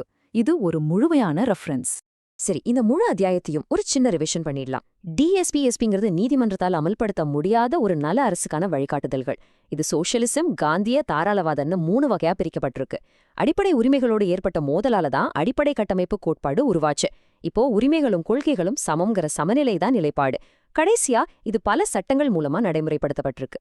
நீங்க தேர்வுக்கு தயாராகிறீங்கன்னா இந்த விஷயங்களை கண்டிப்பா ஞாபகம் வச்சுக்கோங்க. முக்கியமான சரத்துக்கள், திருத்தங்கள், வழக்குகள் இங்கே இருக்கு. முக்கியமா அடிப்படை உரிமைகளும் டிஎஸ்பியும் ஒரு தேரின் 2 சக்கரங்கள் அப்படிங்கிற கான்செப்டை நல்லா புரிஞ்சுக்கோங்க. வணக்கம். நம்ம இந்திய அரசியலமைப்பு நமக்கு கொடுத்திருக்கிற அடிப்படை உரிமைகள், அதாவது ஃபண்டமெண்டல் ரைட்ஸ் பத்தி நாம நிறைய பேசியிருக்கோம். ஆனா உரிமைகள் இருக்கிற இடத்துல கடமைகளும் இருக்கணும் இல்லையா? ரொம்ப ஆச்சரியமான ஒரு விஷயம் என்னன்னா, நம்ம அரசியலமைப்பு முதல்ல எழுதப்பட்டப்போ அதுல குடிமக்களுக்கான கடமைகள்னு ஒரு தனிப்பகுதியே இல்ல. அது ஏன் அப்படி? அப்புறம் எப்படி இதை சேர்த்தாங்க? நம்மளோட 11 அடிப்படை கடமைகள் என்னென்ன? வாங்க இந்த முழு அத்தியாயத்தையும் ரொம்ப எளிமையா ஆழமா பார்க்கலாம். இந்த அத்தியாயத்துல முதல்ல கடமைகள் ஏன் ஆரம்பத்துல விடுபட்டு போச்சுன்னு பார்க்க போறோம். அப்புறம் ஸ்வரன் சிங் கமிட்டி எப்படி இதுக்கு ஒரு வரைபடத்தை உருவாக்குச்சு, நம்மளோட 11 கடமைகள் என்னென்ன, அது மேல இருக்கிற விமர்சனங்கள் மற்றும் அதோட முக்கியத்துவம் என்ன, கடைசியா தேர்வுக்கான ஒரு விரைவு பார்வை வரைக்கும் எல்லாத்தையும் ஒன்னொன்னா நாம பார்க்க போறோம். சரி, நம்ம முதல் பகுதிக்குள்ள போலாம். கடமைகள் விடுபட்ட அத்தியாயம். அரசியலமைப்பை வடிவமைச்ச மேதைகள் ஏன் குடிமக்களோட கடமைகளை சேர்க்காம விட்டாங்க? அந்த வரலாற்று பின்னணியிலிருந்து நம்மளோட இந்த பயணத்தை ஆரம்பிக்கலாம் வாங்க. இது ரொம்பவே முக்கியமான கேள்வி. நம்ம அரசியலமைப்பு நமக்கு உரிமைகளை வாரி வழங்குச்சு, ஆனா நம்ம கடமைகள் எங்க போச்சு? உண்மையில அரசியலமைப்பு உருவாக்குனவங்க அரசுக்கு என்ன கடமைகள்னு அரசு வழிகாட்டு நெறிமுறைகள் மூலமா சொன்னாங்களே தவிர குடிமக்களுக்கு கடமைகளை பட்டியலிட வேண்டிய அவசியம் இல்லைன்னு நினைச்சாங்க. அவங்க என்ன நம்புனாங்கன்னா, ஒரு குடிமகன் தன்னோட உரிமைகளை சரியா அனுபவிக்கும் போதே இயல்பாகவே தன்னோட கடமைகளையும் சரியா செய்வான்னு ஒரு பெரிய நம்பிக்கை இருந்துச்சு. ஆனா காலப்போக்குல அந்த நம்பிக்கை கொஞ்சம் கொஞ்சமா மாற ஆரம்பிச்சது. இந்த டைம்லைனை கொஞ்சம் பாருங்க. இது கடமைகளோட பரிணாம வளர்ச்சியை ரொம்ப தெளிவா காட்டுது. 1950ல அரசியலமைப்பு அமலுக்கு வந்தப்போ வெறும் உரிமைகள் மட்டும்தான் இருந்துச்சு, கடமைகள்னு ஒன்னும் இல்ல. கிட்டத்தட்ட 26 வருஷங்கள் கழிச்சு 1976ல நாட்டுல நெருக்கடி நிலை அமல்ல இருந்த சமயத்துல தான் 42வது சட்டத்திருத்தம் மூலமா 10 கடமைகள் முதன்முதலா சேர்க்கப்படுது. அதுக்கப்புறம் ஒரு பெரிய இடைவெளிக்கு அப்புறம் 2002ல 86வது திருத்தம் மூலமா 11வதா இன்னொரு கடமையும் சேர்க்கப்படுது. சோ இது ஒரே நாள்ல வந்த ஒரு விஷயம் இல்லைங்கிறது தெளிவா தெரியுது. அப்போ இந்த அடிப்படை கடமைகள்ங்கிற யோசனை நமக்கு எங்கிருந்து கிடைச்சது? இதுக்கு நாம முன்னாள் சோவியத் யூனியன், அதாவது யுஎஸ்எஸ்ஆருக்கு தான் நன்றி சொல்லணும். அவங்களோட அரசியல் அமைப்புல தான் உரிமைகளுக்கும் கடமைகளுக்கும் சமமான முக்கியத்துவம் கொடுக்கப்பட்டிருந்தது. ரொம்ப சுவாரஸ்யமான விஷயம் என்னன்னு தெரியுமா? அமெரிக்கா, கனடா, பிரான்ஸ், ஜெர்மனி மாதிரி பெரிய ஜனநாயக நாடுகளோட அரசியல் அமைப்புல குடிமக்களுக்கு இந்த மாதிரி கடமைகள் பட்டியலே கிடையாது. ஆனா இதுல ஜப்பான் மட்டும் ஒரு முக்கியமான விதிவிலக்கு. நம்மளோட 2வது பகுதி ஸ்வரன் சிங் குழுவின் வரைபடம். இந்த கடமைகளை அரசியலமைப்புக்குள்ள கொண்டு வரதுக்கு ஒரு முக்கியமான குழு தான் காரணம். வாங்க அந்த ஸ்வரன் சிங் குழுவோட பங்களிப்பு என்னன்னு இப்ப விரிவா பார்க்கலாம். 1975ல இருந்து 77 வரைக்கும் நாட்டுல உள்நாட்டு நெருக்கடி நிலை, அதாவது இன்டர்னல் எமர்ஜென்சி அமல்ல இருந்துச்சு. அந்த நேரத்துல மக்கள் தங்களோட உரிமைகளை பத்தி மட்டும் பேசுறாங்க, ஆனா நாட்டுக்கு செய்ய வேண்டிய கடமைகளை மறந்துடுறாங்கன்னு ஒரு பரவலான கருத்து உருவாச்சு. இதனால 1976ல அப்போதைய காங்கிரஸ் அரசாங்கம் சர்தார் ஸ்வரன் சிங் தலைமையில ஒரு குழுவா அமைச்சு அடிப்படை கடமைகளை பத்தி நீங்க ஆராய்ந்து பரிந்துரைகளை கொடுங்கன்னு சொல்லுச்சு. இந்த ஸ்லைடு ரொம்ப ரொம்ப முக்கியம். ஸ்வரன் சிங் கமிட்டி கொடுத்த பரிந்துரைகளை கொஞ்சம் கவனிங்க. கடமைகளுக்குன்னு ஒரு தனி அத்தியாயம் வேணும்னு கேட்டாங்க. அது அரசாங்கம் ஏத்துக்கிட்டு பகுதி ஐவிஐயே உருவாக்குச்சு. அவங்க 8 கடமைகளை பரிந்துரை செஞ்சாங்க. ஆனா அரசாங்கம் அதை விட 2 அதிகமா 10 கடமைகளை சேர்த்துச்சு. ஆனா இங்கதான் ஒரு பெரிய ட்விஸ்ட். கமிட்டி என்ன சொல்லுச்சுன்னா, கடமைகளை மீறினா நாடாளுமன்றம் தண்டனை கொடுக்கலாம், அந்த தண்டனையை எந்த கோர்ட்லயும் கேள்வி கேட்க முடியாது, அப்புறம் வரி கட்டுறத ஒரு அடிப்படை கடமையாக்கணும்னு சொல்லுச்சு. ஆனா அரசாங்கம் இந்த 3 முக்கியமான பரிந்துரைகளையும் நிராகரிச்சிடுச்சு. ஒருவேளை இதை தவறா பயன்படுத்தி மக்களை துன்புறுத்த வாய்ப்பு இருக்குன்னு அரசாங்கம் நினைச்சிருக்கலாம். நம்மளோட 3வது பகுதி 11 குடிமகன் கடமைகள். சரி, இப்போ நம்ம இந்திய அரசியலமைப்புல ஒவ்வொரு குடிமகனுக்கும் சொல்லப்பட்டிருக்கிற அந்த 11 கடமைகள் என்னென்னு ஒவ்வொன்றா தெளிவா பார்க்கலாம். முதல்ல இது எங்க இருக்குன்னு தெரிஞ்சுக்கலாம். 1976ஆம் வருஷம் கொண்டு வரப்பட்ட 42வது சட்டத்திருத்தம் அரசியலமைப்புல பகுதி ஐவிஏன்னு ஒரு புது அத்தியாயத்தையே சேர்த்தது. இதுல ஒரே ஒரு சரத்து தான் இருக்கு, அதுதான் ஆர்டிகல் 51A. இந்த ஒரு சரத்துக்குள்ளதான் நம்மளோட 11 கடமைகளும் பட்டியலிடப்பட்டிருக்கு. வாங்க முதல் 4 கடமைகளை பார்க்கலாம். முதல் கடமை, நம்ம அரசியலமைப்பு சட்டத்தையும் அதோட கொள்கைகளையும் மதிக்கணும். தேசிய கொடிக்கும் தேசிய கீதத்துக்கும் மரியாதை கொடுக்கணும். 2வது, நம்ம சுதந்திர போராட்டத்துக்கு தூண்டுகோலாயிருந்த உன்னத லட்சியங்களை எப்பவும் மனசுல வச்சு பின்பற்றணும். 3வது, இந்தியாவோட இறையாமை, ஒற்றுமை மற்றும் ஒருமைப்பாட்டை பாதுகாக்கணும்.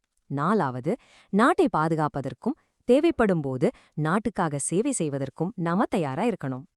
அடுத்த 4 கடமைகளை பார்ப்போம். 5வது, மதம், மொழி, பிராந்திய வேறுபாடுகளை கடந்து இந்திய மக்கள் எல்லாருக்கிட்டையும் சகோதரத்துவத்தை வளர்க்கணும். முக்கியமா பெண்களோட கண்ணியத்துக்கு குறைவை ஏற்படுத்துற செயல்களை கைவிடணும். 6வது, நம்ம நாட்டோட பன்முக கலாச்சாரத்தோட வளமான பாரம்பரியத்தை மதிக்கணும், பாதுகாக்கணும். 7வது, காடுகள், ஏரிகள், ஆறுகள், வனவிலங்குகள்னு நம்ம இயற்கைச் சூழலை பாதுகாத்து எல்லா உயிரினங்கள் மேலேயும் கருணை காட்டணும். 8வது, அறிவியல் மனப்பான்மை, மனிதநேயம் அப்புறம் கேள்வி கேட்கிற மற்றும் சீர்திருத்த மனப்பான்மையை வளர்த்துக்கணும். இப்போ கடைசி 3 கடமைகள். 9வது, பொது சொத்துக்களை சேதப்படுத்தாம பாதுகாக்கணும், வன்முறையை முற்றிலுமா தவிர்க்கணும். 10வது, தனிப்பட்ட முறையிலேயோ இல்ல கூட்டாகவோ நாம செய்யற எல்லா செயல்களையும் சிறப்பா செய்ய முயற்சி செய்யணும். அப்பதான் நம்ம நாடும் தொடர்ந்து வளர்ச்சி அடையும். கடைசியா 11வது கடமை, ஒவ்வொரு பெற்றோரும் அல்லது பாதுகாவலரும் தன்னோட 6 வயசுல 14 வயசு வரைக்கும் இருக்கிற குழந்தைங்களுக்கு கல்விக்கான வாய்ப்புகளை வழங்கணும். இந்த கடைசி கடமை மட்டும் 2002ல 86வது திருத்தம் மூலமா சேர்க்கப்பட்டதுங்கிறத நல்லா ஞாபகம் வச்சுக்கோங்க. நம்மளோட 4வது பகுதிக்கு வந்தாச்சு. விமர்சனமோ முக்கியத்துவமோ. நம்மளோட 11 கடமைகளையும் இப்ப பார்த்துட்டோம். சரி, இந்த கடமைகள் மேல என்னென்ன மாதிரியான விமர்சனங்கள் வைக்கப்படுது, அதே சமயம் இதோட உண்மையான முக்கியத்துவம் தான் என்ன அப்படிங்கறத இப்ப 2 பக்கமும் அலசி ஆராயலாம். முதல்ல இந்த கடமைகளோட சில முக்கிய அம்சங்களை புரிஞ்சுக்கலாம். இதுல சிலது தார்மீக கடமைகள், உதாரணமா சுதந்திர போராட்ட லட்சியங்களை பின்பற்றுவது.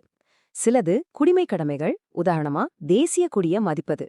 இந்த கடமைகள் எல்லாமே இந்திய குடிமக்களுக்கு மட்டும்தான், வெளிநாட்டவங்களுக்கு கிடையாது. ரொம்ப ரொம்ப முக்கியமான பாயிண்ட், இது நான் ஜஸ்டிஷியபிள். அப்படின்னா என்ன? இது நீங்க நம்ம வீட்ல அப்பா அம்மா சொல்ற ஒரு நல்ல அறிவுரை மாதிரி நினைச்சுக்கோங்க. அதை ஃபாலோ பண்றது நமக்கு நல்லது. ஆனா கேட்கலன்னு சொல்லி யாரும் நம்மள கோர்ட்டுக்கு கூட்டிட்டு போய் தண்டனை கொடுக்க முடியாது. ஆனா ஒரு விஷயம் இருக்கு. நாடாளுமன்றம் நினைச்சா இந்த கடமைகளை அமல்படுத்துறதுக்கு தனியா சட்டங்கள் கொண்டு வர முடியும். இப்போ விமர்சகர்கள் என்ன சொல்றாங்கன்னு பாப்போம். 1, இந்த பட்டியல் முழுமையானதா இல்ல, ஓட்டு போடுறது, சரியா வரி கட்டுறது, குடும்ப கட்டுப்பாடு மாதிரி முக்கியமான கடமைகள் எல்லாம் இதுல இல்லையேன்னு கேக்குறாங்க. 2, உன்னத லட்சியங்கள், பன்முக கலாச்சாரம் மாதிரியான வார்த்தைகள் ரொம்ப முபேகமா சாதாரண மக்களுக்கு புரியாத மாதிரி இருக்குன்னு சொல்றாங்க. 3, இத கோர்ட் மூலமா அமல்படுத்த முடியாததால இது வெறும் ஒரு தார்மீக அறிவுரைகளின் தொகுப்பு மாதிரி தான் இருக்கு. இதனால என்ன பிரயோஜனம்னு கேக்குறாங்க. கடைசியா அடிப்படை உரிமைகள் இருக்கிற பகுதி 3க்கு கொடுத்த முக்கியத்துவத்தை கடமைகள் இருக்கிற இந்த பகுதிக்கு கொடுக்கலன்னு ஒரு விமர்சனம் இருக்கு. இவ்ளோ விமர்சனங்கள் இருந்தாலும் இந்த கடமைகள் ரொம்பவே முக்கியமானவ. அது எப்படி? 1, உரிமைகளை மட்டும் நாம கேட்கும்போது இந்த நாட்டுக்கு நாம செய்ய வேண்டிய கடமைகளையும் இது ஒரு நினைவூட்டியா இருக்கு. 2, தேசிய கொடிய அவமதிப்பது, பொது சொத்துக்களை நாசப்படுத்துவது போன்ற தேசவிரோத சமூக விரோத செயல்களுக்கு எதிரா இது ஒரு எச்சரிக்கையா அமையுது. 3, குடிமக்களுக்கு இது ஒரு உத்வேகத்தை கொடுத்து ஒழுக்கத்தையும் அர்ப்பணிப்பு உணர்வையும் ஊக்குவிக்குது. எல்லாத்துக்கும் மேல ஒரு சட்டம் அரசியலமைப்புக்கு உட்பட்டதா இல்லையான்னு தீர்மானிக்கும் போது நீதிமன்றங்களுக்கு இது ஒரு வழிகாட்டியா உதவுது. நீதிமன்றங்கள் இந்த கடமைகளை எப்படி பயன்படுத்துதுன்னு இந்த 2 வழக்குகள் மூலமா பார்க்கலாம். 1991 ஒரு வழக்குல ஒரு சட்டம் தெளிவா இல்லாதப்போ அதுக்கு விளக்கம் கொடுக்க இந்த சரத்து 51A பயன்படுத்தலான்னு உச்சநீதிமன்றம் சொல்லியிருக்கு.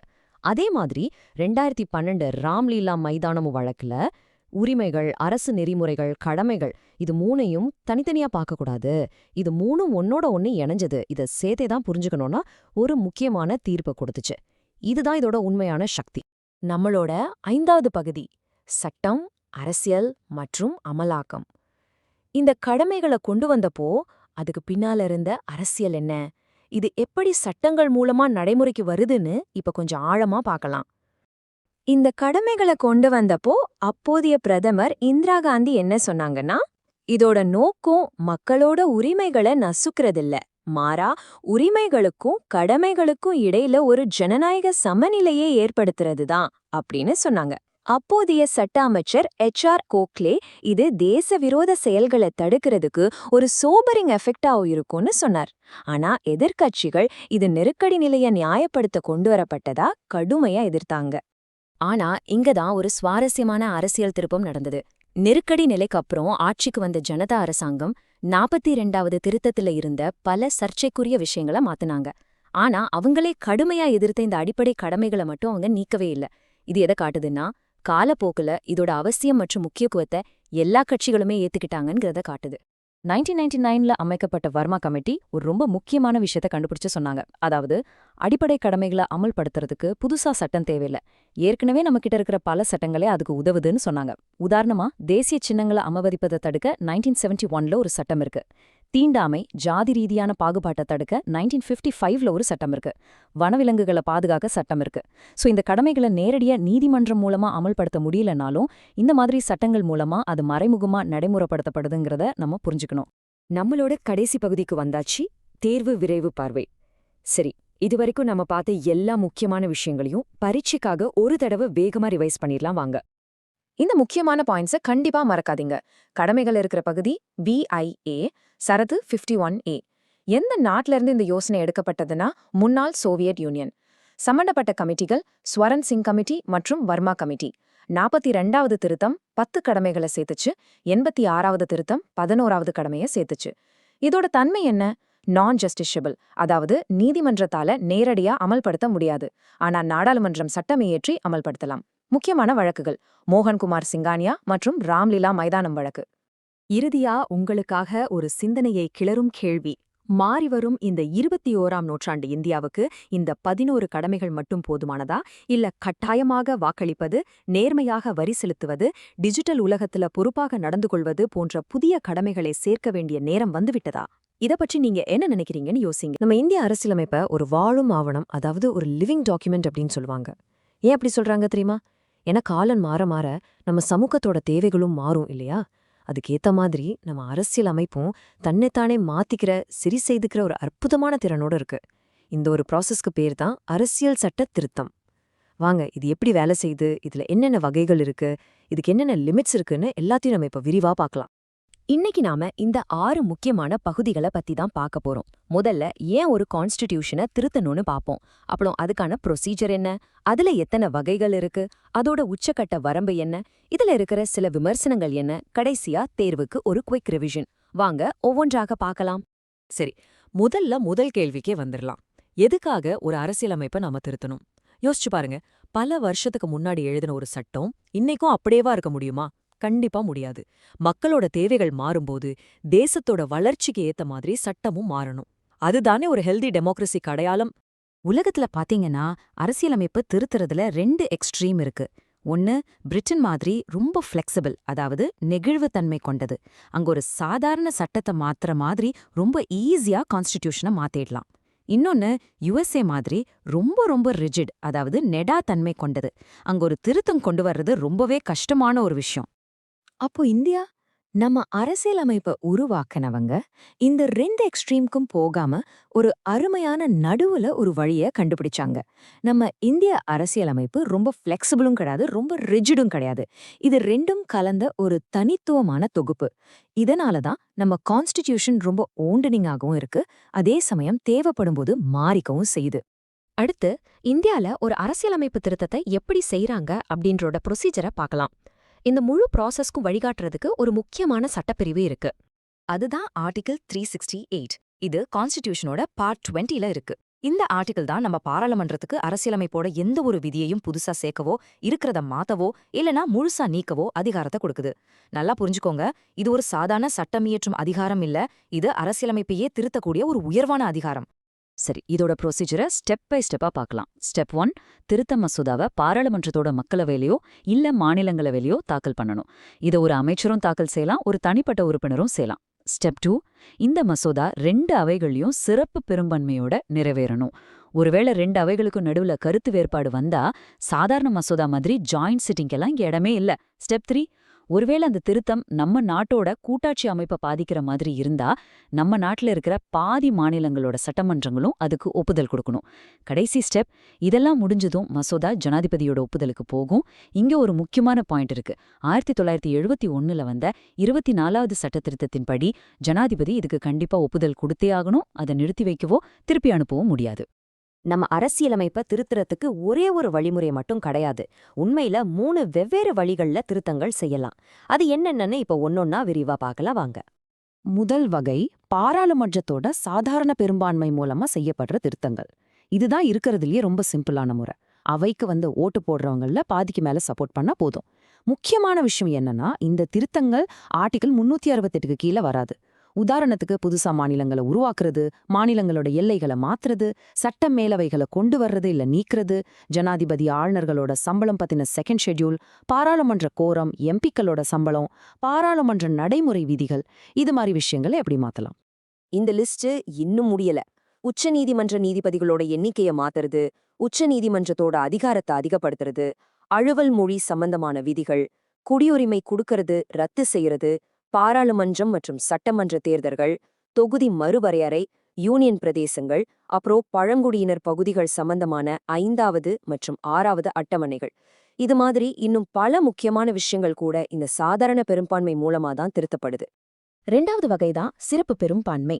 இது ஆர்டிகிள் 368ல சொல்லப்பட்டிருக்கு. இதுக்கு 2 கண்டிஷன்ஸ் இருக்கு, நல்லா கவனிங்க. கண்டிஷன் 1, அவையோட மொத்த உறுப்பினர்கள்ல பாதிக்கும் மேற்பட்டவங்க சப்போர்ட் பண்ணணும். கண்டிஷன் 2, அன்னைக்கு அவைக்கு வந்து ஓட்டு போடுறவங்கள 3ல 2 பங்கு உறுப்பினர்கள் சப்போர்ட் பண்ணணும். உதாரணத்துக்கு 543 பேர் கொண்ட மக்களவையில முதல் கண்டிஷனுக்கு குறைந்தபட்சம் 272 ஓட்டு வேணும். அன்னைக்கு 450 பேர் வந்து ஓட்டு போட்டா 2வது கண்டிஷனுக்கு அதுல 2/3, அதாவது 300 ஓட்டு வேணும். இந்த 2மே சாட்டிஸ்ஃபை ஆனாதான் மசோதா பாஸ் ஆகும். அடிப்படை உரிமைகள், அரசு வழிகாட்ட நெறிமுறைகள் மாதிரியான முக்கியமான விஷயங்கள் இந்த முறையில தான் திருத்தப்படும். 3வது மற்றும் இருக்கிறதுலேயே ரொம்ப கடினமான முறை இதுதான். இது எதுக்குன்னா, நம்ம அரசியலமைப்போட கூட்டாட்சி தத்துவத்தை, அதாவது ஃபெடரல் ஸ்ட்ரக்சரை பாதிக்கிற விதிகளை திருத்தறதுக்கு. இதுக்கு பாராளுமன்றத்தோட சிறப்பு பெரும்பான்மை மட்டும் பத்தாது. கூடவே நம்ம நாட்டில் இருக்கிற பாதி மாநிலங்களோட சட்டமன்றங்களும் இதை ஏத்துக்கணும். ஜனாதிபதி தேர்தல் முறை, மத்திய மாநில அரசுகளோட அதிகாரங்கள், சுப்ரீம் கோர்ட், ஹை கோர்ட்ஸ் அதிகாரப் பகிர்வு, ஜிஎஸ்டி கவுன்சில், 7வது அட்டவணை, பாராளுமன்றத்துல மாநிலங்களோட பிரதிநிதித்துவம், ஏன் ஆர்டிகிள் 368 திருத்தணும்னாலும் இந்த ப்ரொசீஜர் தான் ஃபாலோ பண்ணணும். சரி, பாராளுமன்றத்துக்கு அரசியலமைப்ப திருத்த இவ்ளோ அதிகாரம் இருக்கு. ஆனா அந்த அதிகாரத்துக்கு ஒரு எல்லையே இல்லையா, ஒரு லிமிட் வேண்டாமா அப்படின்னு ஒரு கேள்வி வரும். ஆமா, ஒரு மிக முக்கியமான லிமிட் இருக்கு. அதுதான் அடிப்படை அமைப்பு கோட்பாடு. 1973ல ஒரு வரலாற்று சிறப்பு மிக்க கேசமானந்த பாரதி வழக்குல நம்ம உச்சநீதிமன்றம் இந்த பேசிக் ஸ்ட்ரக்சர் டாக்டரினை கொண்டு வந்தாங்க. இதன்படி பாராளுமன்றம் ஆர்டிகிள் 368 பயன்படுத்தி அரசியல் அமைப்போட எந்த பகுதியை வேணும்னாலும் திருத்தலாம். ஆனா அதோட அடிப்படை கட்டமைப்பை, அதோட ஆன்மாவை மாத்தவோ சிதைக்கவோ முடியாது. எது அடிப்படை கட்டமைப்புன்னு கோர்ட் அப்பப்போ சொல்லும். இது பாராளுமன்றத்தோட அதிகாரத்துக்கு மேல வைக்கப்பட்ட ஒரு முக்கியமான ஜுடிஷியல் செக். நம்மளோட அரசியலமைப்பு திருத்த நடைமுறை ரொம்ப சிறப்பா இருந்தாலும் அதுல சில விமர்சனங்களும் இருக்கு. அரசியல் அறிஞர்கள் இது பத்தி என்ன சொல்றாங்க, அவங்களோட கருத்துக்கள் என்னன்னு இப்ப நம்ம பார்க்கலாம். முதல் விமர்சனம், அமெரிக்காவில இருக்கிற மாதிரி திருத்தங்கள் செய்யறதுக்குன்னே ஒரு தனி அரசியலமைப்பு சபை நம்மகிட்ட இல்ல. 2வது, மாநிலங்களால ஒரு திருத்தத்தை ஆரம்பிக்கவே முடியாது. அதிகாரம் முழுக்க பாராளுமன்றம் கிட்ட தான் இருக்கு. 3வது, மாநிலங்கள் ஒப்புதல் கொடுக்கறதுக்கு எந்த ஒரு டைம் லிமிட்டும் கிடையாது. அப்புறம் 2 அவைகளுக்கும் முட்டுக்கட்ட வந்தா அதை சரி செய்ய ஜாயிண்ட் சிட்டிங் வசதி இல்ல. இந்த ப்ரொசீஜர் சாதாரண சட்டம் இயற்ற மாதிரி தான் இருக்கணும். சில விதிகள் தெளிவா இல்லாததால அடிக்கடி கோர்ட் தலையிட வேண்டியிருக்கணும் சொல்றாங்க. இப்படி கிரிட்டிசிசம்ஸ் இருந்தாலும் கேசி வியர் மாதிரியான நிபுணர்கள் நம்ம நடைமுறைய பாராட்டுறாங்க. அவர் என்ன சொல்றாருன்னா, இது நெகிழ்வுத்தன்மைக்கும் விரைப்புத்தன்மைக்கும் நடுவுல ஒரு நல்ல சமநிலையை ஏற்படுத்துது அப்படின்னு சொல்றாரு. அதாவது ஆளும் கட்சிகள் இஷ்டத்துக்கு மாத்த முடியாத அளவுக்கு இது கடினமாவும் இருக்கு, அதே சமயம் காலத்தோட தேவைக்கு ஏத்த மாதிரி மாறக்கூடிய அளவுக்கு நெகிழ்வாவும் இருக்குன்னு அவர் கருதுறார். நம்ம அரசியலமைப்பு நிர்ணய சபையிலேயே ஜவஹர்லால் நேரு இத பத்தி பேசியிருக்காரு. ஒரு அரசியல் அமைப்புல நிரந்தரம்னு எதுவுமே கிடையாது. அது ரொம்ப கடினமா மாத்திட்டா அது நாட்டோட வளர்ச்சியை தடுத்து நிறுத்திடும். அதனால கண்டிப்பா அதுக்கு ஒரு குறிப்பிட்ட நெகிழ்வுத்தன்மை இருக்கணும் அப்படின்னு அவர் அப்பவே சொல்லியிருக்காரு. Doctor B.R. அம்பேத்கரும் இதே கருத்தை தான் சொன்னார். அமெரிக்கா, ஆஸ்திரேலியா மாதிரி ரொம்ப ரொம்ப கடினமான நிபந்தனைகளை வைக்காம நம்ம அரசியலமைப்பு சபை திருத்தம் செய்யறதுக்கு ஒரு எளிதான நடைமுறையை தான் கொடுத்திருக்குன்னு அவர் குறிப்பிட்டார். இதனால எதிர்கால தலைமுறை அவங்க தேவைக்கேத்த மாதிரி மாற்றங்களை சுலபமா செஞ்சுக்க முடியும். சரி, நாம இதுவரைக்கும் பார்த்த எல்லா விஷயங்களையும் குறிப்பா தேர்வுகளுக்கு தயாராகிறவங்களுக்காக ஒரு தடவை வேகமா ரிவைஸ் பண்ணிடலாம். ரொம்ப முக்கியமான பாயிண்ட்ஸை மட்டும் திரும்பவும் ஒரு முறை ஞாபகப்படுத்திக்கலாம். தேர்வுக்கு போறதுக்கு முன்னாடி இந்த விஷயங்களை மறக்கவே மறக்காதீங்க. ஆர்டிகிள் 368னா என்ன, அதுல என்ன ப்ரொசீஜர் இருக்கு, அடுத்து அடிப்படை கட்டமைப்பு கோட்பாடு, 3 வகையான திருத்த முறைகள், சாதாரண பெரும்பான்மை, சிறப்பு பெரும்பான்மை, அப்புறம் சிறப்பு பெரும்பான்மையோட மாநிலங்களோட ஒப்புதல். சிறப்பு பெரும்பான்மைக்கான அந்த 2 கண்டிஷன்ஸ் என்னன்னு தெளிவா தெரிஞ்சுக்கோங்க. கடைசியா எந்தெந்த ஃபெடரல் ப்ராவிஷன்ஸுக்கு மாநிலங்களோட ஒப்புதல் தேவைங்கிற லிஸ்டையும் நல்லா பாத்துக்கோங்க. வணக்கம். இந்திய அரசியலமைப்புக்குன்னு ஒரு ஆன்மா இருக்குன்னா அந்த ஆன்மாவை பாதுகாக்கிற ஒரு கவசம்தான் அடிப்படை கட்டமைப்பு கோட்பாடு. இது ஏதோ ஒரு சாதாரண சட்டவிதி கிடையாது. இது நம்ம பாராளுமன்றத்தோட அதிகாரத்துக்கும் அரசியலமைப்போட நிரந்தரமான கொள்கைகளுக்கும் நடுவுல நடந்த ஒரு பெரிய போராட்டத்தோட கதை. வாங்க இந்த விறுவிறுப்பான வரலாற்றுக்குள்ள நாம போகலாம். இந்த முழு கதைக்குமே ஒரு மையப்புள்ளி இருக்கு. அது என்னன்னா, ஒரு முக்கியமான கேள்வி. நம்ம அரசியலமைப்பை நமக்கு கொடுத்திருக்கிற அடிப்படை உரிமைகளை மக்களால் தேர்ந்தெடுக்கப்பட்ட பாராளுமன்றம் நினைச்சா மாத்த முடியுமா, இல்லனா அதை நீக்க முடியுமா? இந்த ஒரு கேள்விதான் பல வருஷங்களுக்கு நம்ம நீதித்துறைக்கும் பாராளுமன்றத்துக்கும் நடுவுல ஒரு பெரிய விவாதத்தையே உருவாக்குச்சு.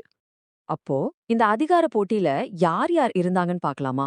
ஒரு பக்கம் சட்டங்களை ஏற்றவும் அரசியலமைப்பை திருத்தவும் அதிகாரம் கொண்ட மக்களின் பிரதிநிதியான பாராளுமன்றம். இன்னொரு பக்கம் அரசியலமைப்போட பாதுகாவலனா இருக்கிற உச்சநீதிமன்றம். அதோட வேலை அரசியலமைப்போட அடிப்படை கொள்கைகள் எதுவும் மீறப்படாம பாத்துக்கிறது. இந்த 2 சக்திக்கும் நடுவுல நடந்த இழுபறிதான் இந்த கோட்பாடு உருவாக காரணம். சரி, வாங்க இந்த கதையோட முதல் கட்டத்துக்குள்ள போலாம். அரசியலமைப்பு நடைமுறைக்கு வந்த அந்த ஆரம்ப காலத்துல இந்த அதிகார போட்டி எப்படி ஆரம்பிச்சது, பாராளுமன்றம் கொண்டு வந்த சட்டங்களை உச்சநீதிமன்றம் எப்படி எதிர்கொண்டதுன்னு நம்ம இப்ப பார்க்கலாம். இந்த ஆரம்ப கட்டத்துல 3 வழக்குகள் ரொம்ப ரொம்ப முக்கியமான திருப்புமுனைகளா இருந்துச்சு. முதல்ல 1951ல சங்கரி பிரசாத் வழக்கு, அதுக்கப்புறம் 1964ல சஜ்ஜன் சிங் வழக்கு, கடைசியா 1967ல கோலக்நாத் வழக்கு. இந்த ஒவ்வொரு வழக்கிலையும் உச்சநீதிமன்றத்தோட பார்வை கொஞ்சம் கொஞ்சமா மாற ஆரம்பிச்சுது. இது ஒரு பெரிய மாற்றத்துக்கான தொடக்கமா அமைஞ்சுது. இங்க பாருங்க, இந்த 2 தீர்ப்புகளுக்கு நடுவுல உச்சநீதிமன்றத்தோட நிலைப்பாட்டுல எவ்வளவு பெரிய மாற்றம்னு. 1951 சங்கரி பிரசாத் வழக்குல ஆமா பாராளுமன்றம் எந்த அடிப்படை உரிமையையும் திருத்தலான்னு சொன்னாங்க. ஆனா சரியா 16 வருஷம் கழிச்சு 1967 கோலக்நாத் வழக்குல அப்படியே தலைகீழா ஒரு தீர்ப்பு வந்துச்சு. இல்ல, அடிப்படை உரிமைகள் புனிதமானவை, அத பாராளுமன்றம் தொடவே முடியாதுன்னு உறுதியா சொல்லிட்டாங்க. உச்சநீதிமன்றத்தோட இந்த அதிரடி தீர்ப்ப பாராளுமன்றத்தால ஏத்துக்கவே முடியல. உடனே தன்னோட அதிகாரத்தை மறுபடியும் நிலைநாட்ட 1971ல 24வது அரசியலமைப்பு திருத்தச் சட்டத்தை கொண்டு வந்தாங்க. அதன் மூலமா எந்த அடிப்படை உரிமையையும் திருத்துற முழு அதிகாரம் எங்களுக்கு தான் இருக்குன்னு ரொம்ப தெளிவா அறிவிச்சாங்க. இப்படி 2 பக்கமும் பல பரீட்சை நடந்துட்டு இருந்தப்போதான் இந்த முழு கதையிலுமே பெரிய திருப்புமுனையா ஒரு வழக்கு வருது. அதுதான் வரலாற்று சிறப்புமிக்க கேசவானந்த பாரதி வழக்கு. 1973ஆம் ஆண்டு வந்த இந்த வழக்குல கொடுத்த தீர்ப்பு தான் இந்திய அரசியலமைப்பு வரலாற்றையே மாற்றி எழுதுச்சு. இதுதான் அடிப்படை கட்டமைப்பு கோட்பாடு பிறந்த இடம். இந்த வழக்குல தான் உச்ச நீதிமன்றம் ஒரு சூப்பரான ஒரு நடுநிலையான தீர்வை கொண்டு வந்தாங்க. அதுதான் அடிப்படை கட்டமைப்பு கோட்பாடு. இதன்படி பாராளுமன்றம் அரசியலமைப்போட எந்த பகுதியை வேணும்னாலும் திருத்தலாம், அடிப்படை உரிமைகள் உட்பட.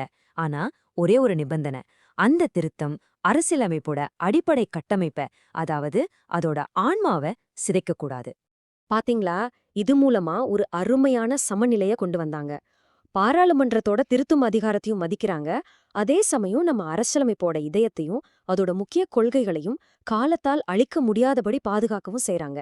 இது நீதிமன்றத்தோட ஒரு சிறந்த ராஜதந்திரம்னு சொல்லலாம். ஆனா கதை இதோட முடியல. பாராளுமன்றம் சும்மா இருக்குமா? மறுபடியும் தன்னோட அதிகாரத்தை நிலைநாட்ட முயற்சி பண்ணுச்சு.